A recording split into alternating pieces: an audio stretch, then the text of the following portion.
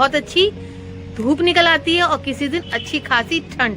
आज का भी मौसम बहुत ही खतरनाक हुआ है, लेकिन फरवरी का महीना जो है वो अडेनियम्स के लिए बहुत इम्पोर्टेंट होता है, क्योंकि डोरमेंसी में होने की वजह से अब धीरे धीरे अब हमें देखना है कि किस तरह से हम इन्हें नई ग्रोथ पे ला सकते हैं। तो बने रहिए मेरे संग आज की वीडियो में मुक्ता टेरेस गार्डन में मुक्ता शर्मा के साथ। नई बहार के लिए, नई मौसम के लिए हमें अपने पौधों को कुछ इस तरीके से तैयार करना है कि वो आने वाले मौसम में अच्छे से फ्लावरिंग करे और खूब स्वस्थ रहें। तो आज की वीडियो में मैं शेयर करने वाली हूँ कुछ ऐसे ट्रिक्स, कुछ ऐसे टिप्स, कुछ ऐसे काम जिन्हें करने से पूरे साल हमारा पौधा फ्लावर से भरा रहेगा। ये मेरे वो सारे अडेनियम के प्लांट्स हैं जो कि मैंने सर्दियों में बहुत ही जतन करके बचा के रखे हैं। अब इनकी आप स्थिति देख सकते हो कि मैंने इनकी सर्दियों से पहले हल्की प्रूनिंग करके इनको रख दिया था और इनमें ये अच्छे से स्वस्थ भी हैं। सिंगल एक डाली के रूप में भी हैं और ये मेरा कटिंग से ग्रो करा हुआ एक अडेनियम है और ये मेरा एक ग्राफ्टेड जो मैंने की मंगवाया है बाहर से, ये वो पौधा है। ये मेरा सीड ग्रोन है। ये प्लांट्स के बीज भी मैंने बाहर से मंगवाए थे। ये प्लांट मेरे को धोखा दे रहा है, मुझे लग रहा है कि इसमें कुछ प्रॉब्लम है। आगे अभी देखते हैं कि हम इसके लिए क्या कर सकते हैं। ये पौधा ऊपर से मुझे बहुत सॉफ्ट लग रहा है। हाँ, नीचे का कोडेक्स थोड़ा ठीक लग रहा है, हार्ड है, लेकिन ऊपर से ये मेरा खराब ही हो गया लगता है मुझे। ये मेरा अच्छा एक हेल्दी प्लांट है अडेनियम का, जिसको मैंने प्रून करके नवंबर में रख दिया था। इस पे भी हल्के हल्के से टिप्स निकल आए हैं, ग्रोथ हो रही है, लेकिन ये काफी नहीं है क्योंकि इसकी जो स्टेम्स हैं वो बहुत लैगी हो रही हैं, लंबी लंबी हो रही हैं। उस टाइम इनमें फूल खिले हुए थे तो ये मैं कट नहीं कर पाई, इसीलिए इनको मैंने ऐसे ही छोड़ दिया था। वे वाली डालियां जो कि फूल नहीं थे उन्हें मैंने कट कर दिया था। अच्छी स्थिति में है, डोरमेंसी में ये बच गए हैं। ये मेरा एक ग्राफ्टेड, ये 3 साल पुराना एक मेरा प्लांट है। ये मैंने खरीदा था, इसे खरीदे हुए 2 साल हो गए और ये 1 साल का था। ये भी बहुत अच्छा हो रखा है इस टाइम। सर्दियों में कोई ज्यादा फर्क इसके ऊपर नहीं पड़ा है। आप सोच रहे होंगे कि मैंने इस पे स्टोन्स क्यों रखे हैं, इसका भी रीजन मैं अभी बताती हूँ आप लोगों को अच्छे से। अब हमें करना है एक काम कि सब प्लांट्स को अपने चेक कर लेना है, एक एक करके देखना है। ये मेरा ग्राफ्टेड प्लांट है। ग्राफ्टेड की मैंने उस टाइम पर केवल ऊपर की नॉट कट करी थी, जिससे कि ये अच्छे से अपना फूड पूरी सर्दी बना पाए। इसमें भी ग्रोथ होने लगी है। इसकी हल्की प्रूनिंग अभी मैं फिर करूंगी, क्योंकि अब जो मौसम आ रहा है उसमें थोड़ा मन होता है सभी का कि हम नए फ्लावर्स ले पाए। ये इसका ग्राफ्टेड प्लांट का ग्राफ्ट वाला एरिया है जो कि स्वस्थ है। यहीं से प्लांट्स जाते हैं हमारे, सर्दियों में जल्दी खराब होते हैं। ये मेरा एक दूसरा ग्राफ्टेड पौधा है जो कि अच्छी स्थिति में है। कोडेक्स को चेक करने से ही पता चल जाता है कि पौधा कैसा है। ये यहाँ से खराब हो रहा है तो इसकी प्रूनिंग हम यहाँ से जरूर करेंगे। ये भी मैंने हल्का सा प्रून करने के बाद रख दिया था फंगीसाइड लगाकर। ग्राफ्टेड है और ये अच्छी ग्रोथ शो कर रहा है अपनी। विंटर्स का इसके ऊपर ज्यादा फर्क नहीं पड़ा है। ये जो हमारे ग्राफ्टेड पौधे होते हैं, जब हम इनको 6 मंथ का मंगाते हैं तो ये सिंगल स्टेम में ही होता है। सिंगल स्टेम में होने की वजह से जो उसका फर्स्ट समर आता है, यानी कि अभी ये 1 ईयर का हो गया है, तब हमें इसकी कटिंग करनी है। ये मेरा एक बहुत ही अच्छी वैरायटी का सीड ग्रोन प्लांट है जी। देखिए इसमें भी बहुत अच्छे से ग्रोथ निकल आई है।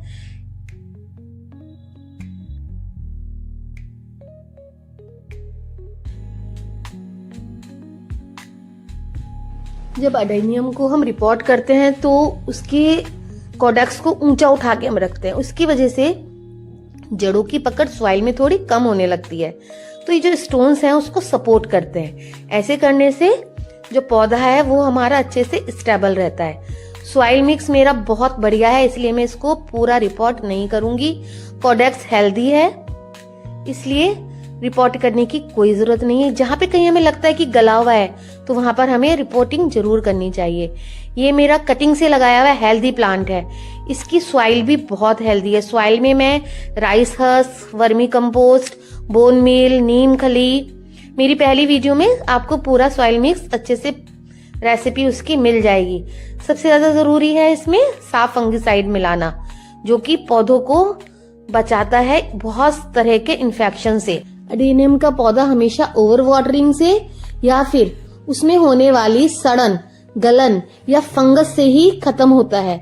अदरवाइज ये बहुत ही हार्डी पौधा है। अगर हमने इसकी थोड़ी केयर कर ली तो ये बहुत अच्छे से हमारे साथ बना रहता है।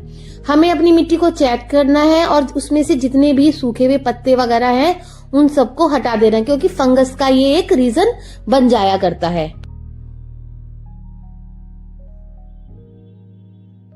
अपने पौधे को फ्लावरिंग पे लाने के लिए हमें सबसे पहले अपना दिल पक्का करके अपने कटर को सैनिटाइज कर लेना है और काट डालनी है उसकी जो लंबी लंबी सारी टहनियां हुई हैं। वही ब्रांचेस को जब हम कट करेंगे तो ये एक ब्रांच से कम 3 या 4 नए फुटाव होंगे जो हमारे पौधे को घना करेंगे।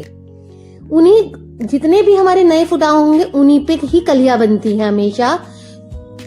तो अपने कटर को अच्छे से सैनिटाइज करने के बाद हमने, क्योंकि मैंने पहले यहाँ पे कट कर दिया था इसलिए अब यहाँ कट नहीं कर रही हूँ, एक कट मैंने और लगाया। और सबसे अच्छी बात यह है कि जो इसकी कटिंग्स होती हैं उससे भी हम नए प्लांट्स आसानी से बना सकते हैं, ग्रो हो जाते हैं। बस हमें 2-3 दिन के लिए सेमी शेड में उनको सुखाना है और फिर लगा देना है अपने सॉइल मिक्स में। जो हमारा अडेनियम का सॉइल मिक्स होता है उसी को हम यूज करेंगे अपनी कटिंग्स को लगाने के लिए। बस ध्यान ये रखना है कि जो हमारी जितनी भी स्टेम्स हैं उनकी लंबाई जो है वो बराबर में आपस में एक सी रहे। ऐसा ही मैंने अपने दोनों प्लांट्स के साथ में किया है। ये मेरा ग्राफ्टेड वाला प्लांट है, इसकी भी शेप बहुत बेडोल हो रही थी तो इसको भी मैंने धीरे धीरे प्रून करना शुरू किया। प्रून करने के बाद करने के लिए एक बार तो हमें बड़ा लगता है कि पौधा छोटा रहा, लेकिन प्रूनिंग से एक नया जीवन मिल जाता है, एक नया आकार मिलता है हमारे पौधे को और पौधा खुश हो जाता है। ऐसा लगता है कि वाकई में पौधा खुश हो रहा है। जब इसमें अब नई ग्रोथ आएगी मैं आप लोगों को दिखाऊंगी कि पौधे का रूप रंग ही बदल जाता है। और जितने अच्छे से हम प्रूनिंग करते हैं, इसकी जितनी भी छोटी छोटी ब्रांचेस है सबको कट कर देना है हमें। ऐसी ब्रांच जो कि हमें लग रहा है कि वो बहुत वीक है उनको भी हटा देना ही अच्छा रहता है हम लोगों के लिए। जितनी हम कटिंग करेंगे थोड़ा दिल पक्का करिए और कटिंग कर डालिए। कटिंग करने से ही पौधा घना होगा और ढेर सारी कलियां आएंगी। अब जो मौसम आ रहा है पत्ते बाद में आएंगे प्लांट्स पर, पहले कलियां आ जाएंगी। हमारी जितनी भी हेल्दी कटिंग्स हैं, हमें सिर्फ अगर हमें नए प्लांट्स बनाने हैं कटिंग से तो हेल्दी कटिंग रखना है। कटिंग की मोटाई कम से कम 1 उंगली के बराबर हो। उसे रखिए आप छाया में 2-3 दिन और लगा दीजिए अपने सॉइल मिक्स में। 100% जड़ें निकलती हैं। और सबसे अच्छी बात है 1-2 साल बाद आप कंफ्यूज हो जाएंगे कि कौन सा सीड ग्रोन आपका प्लांट है और कौन सा आपने कटिंग से लगाया है। ये अब मेरा सैनिटाइज करा हुआ कटर है, इससे मैं अपने इस ग्राफ्टेड प्लांट की कटिंग कर रही हूँ। बस ग्राफ्टेड प्लांट की जब हम कटिंग करते हैं यानी कि प्रूनिंग करते हैं, ध्यान रखना है कि जो ग्राफ्ट एरिया होता है उससे कम से कम 2-3 इंच ऊपर हमें करना है। ये मैं पहले कर चुकी थी इसलिए मैं इसको छोड़ रही हूँ। अभी हमारे पास पूरी गर्मियों का समय पड़ा है कि अब कभी भी हम प्रूनिंग कर सकते हैं। इसमें भी एक छोटी नई ग्रोथ आ गई थी इसलिए मैंने इसको अभी इग्नोर किया है। अभी हमने जितनी भी कटिंग की है, हमें हैंड टू हैंड एक काम ये जरूरी करना है। कटिंग करने के बाद जो हमारा अडेनियम है उससे कुछ ड्रॉप्स निकलते हैं, कुछ पानी जैसा निकलता है गाढ़ा गाढ़ा, उसको हमें सूखे साफ कपड़े से पोंछ देना है। आप टिश्यू भी यूज कर सकते हो। ये मेरा गार्डनिंग का एक अपना मैंने क्लोथ रखा हुआ है, उसी से मैं ड्राई कर रही हूँ इसको। ड्राई करने के बाद हमें जो मेरा वही इन्फेक्टिसाइड वाला पाउडर है मैं साफ यूज करती हूँ, मैं इसे प्रमोट नहीं कर रही हूँ पर ये काफी इफेक्टिव है। ये एक ऐसी चीज है जिसे कि हमें अडेनियम की चाहे हम रिपोर्टिंग कर लें, चाहे हम इसकी प्रूनिंग करें, कुछ भी करें, इवन अगर हम कोई फर्टिलाइजर वगैरह भी दे रहे हैं, अगर हम इसमें से खरपतवार वगैरह भी निकाल रहे हैं, कभी हमारा नाखून ही लग गया, अगर छोटी सी भी खरोच आ गई है तो हर जगह हमें इसका इस्तेमाल कर देना चाहिए। बेफिक्री से करिए, कोई नुकसान नहीं होता बल्कि ये इसको एक नई जिंदगी देता है। हर एक कट पे हमें, चाहे वो कट छोटा है बड़ा है, जानबूझ के हमने किया है या गलती से हो गया, हमें इसको जरूर अप्लाई कर देना है। उसी से हमारा जो पौधा है वो सेफ हो जाता है।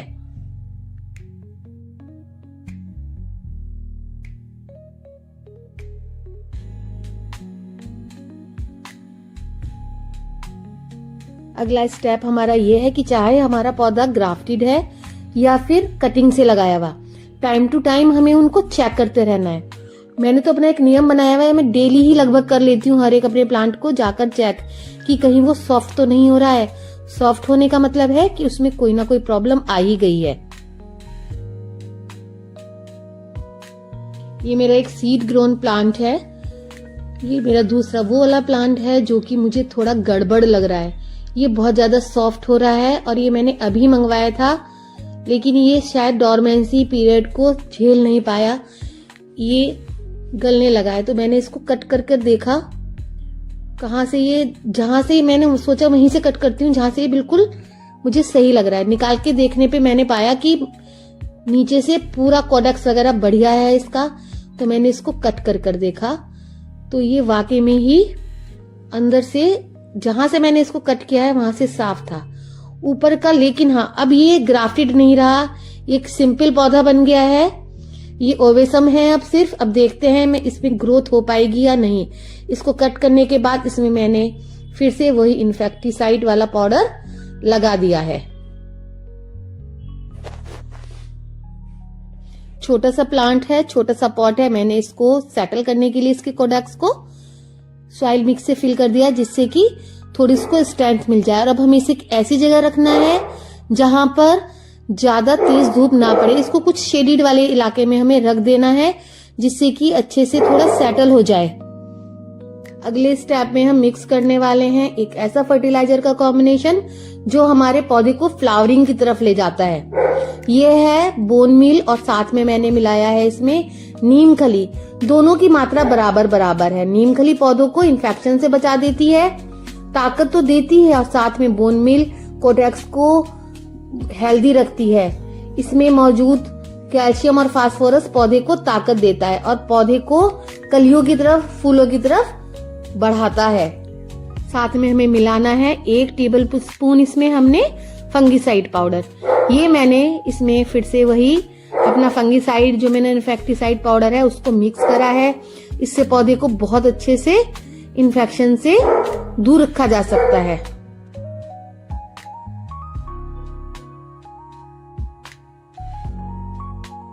हम अपने पौधे को रिपोर्ट नहीं कर रहे हैं, हम इसको निकाल नहीं रहे हैं पौधे को, इसलिए हमें अच्छे से इसको मिक्स करना है। और जो हमारा सॉइल मिक्स है उसको केवल अपने पॉट में जगह करनी है, कम कर देना है सॉइल मिक्स को। तो जो मैंने स्टोन्स वगैरह हैं उनको हटाया और हल्के हाथों से, जिससे कि रूट्स डिस्टर्ब ना हो, हल्के हाथों से इस सॉइल मिक्स को अलग कर लेना है। थोड़ा हमें कॉडेक्स की तरफ चढ़ा देना है, बाकी जगह बनानी है गमले के किनारों की तरफ। जो एक्स्ट्रा सॉइल हाथों में आ पा रही है उनको मैं अलग कर दे रही हूँ, इससे थोड़ा स्पेस मिल जाए। क्योंकि हमें ये जो मिक्स हमारा फर्टिलाइजर है इसको अंदर छोटी जो जड़ें होती हैं, हेयर रूट्स जो होती हैं, उनमें देना है। वो होंगी पॉट के बिल्कुल तली में। तो मिट्टी को हमने ऊपर से हटा दिया, हल्के हल्के हाथों से हटाते हुए मिट्टी में किनारे किनारे गमले में हमने जगह कर ली है। जगह करने के बाद जो हमारा मिक्सचर बना है तीनों चीजों का, उसको हल्के हाथों से फैलाना है अपनी सॉइल मिक्स में।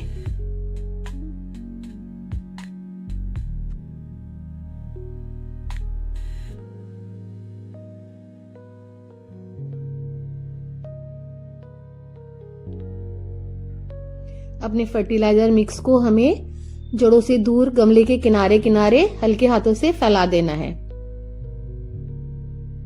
क्योंकि ये बहुत ही इफेक्टिव हमारा मिक्सचर है। तो ये मैंने 2-2 मुट्ठी दोनों चीजें ली हैं, जो कि हमारे 2 प्लांट्स के लिए काफी है।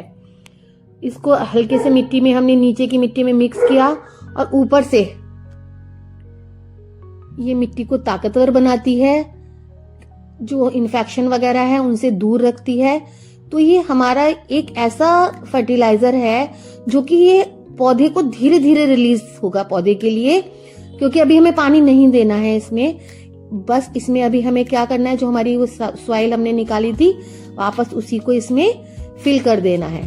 थोड़ा इस तरीके से हमें इसको, क्योंकि ये पूरा अच्छे से हमने इसमें अपना फर्टिलाइजर मिक्स कर दिया है, तो कवर करने के लिए, जिससे कि जब हम पानी देंगे तो हल्के हल्के पानी के साथ में सॉइल में फर्टिलाइजर मिक्स होगा और पौधे को एक अलग ही ताकत दे देगा। इस पौधे के लिए फिर से हमने उसी मिट्टी को वापस फिल कर दिया है जो कि हमने इसमें से पहले निकाल ली थी। ऐसा करने से हमारी जो हमने फर्टिलाइजर का मिक्सचर है वो भी सेफ हो गया। दूसरा, जो एक लेवल चाहिए वो भी हमारे पौधों को मिल गया है। तीसरा, जो हमारी सॉइल में हमने नीचे की लेयर में मिलाया है अपना फर्टिलाइजर, वो भी जल्दी इफेक्ट करेगा। अभी हमें पानी नहीं देना है।